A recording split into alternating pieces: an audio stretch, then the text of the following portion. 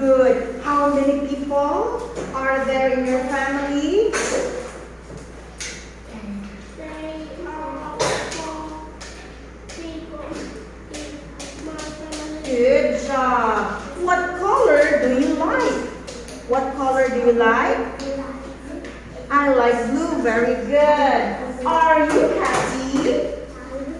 Alice, are you happy? Yes, I am. Are you hungry? Are you tired? Very good. Now, tell me 3 types of clothes. Right?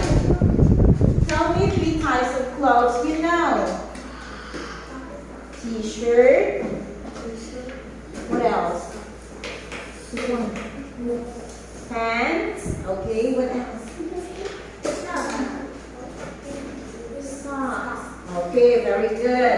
There are t-shirt, shorts, and shoes. Very good. What's your name? Very good. How old are you? Very good. Where are you from? How many people are there in your family? There are. There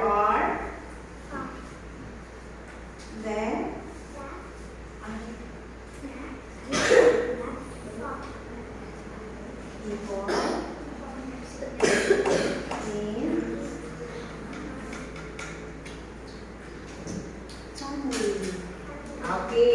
How many people are there in your family? Again?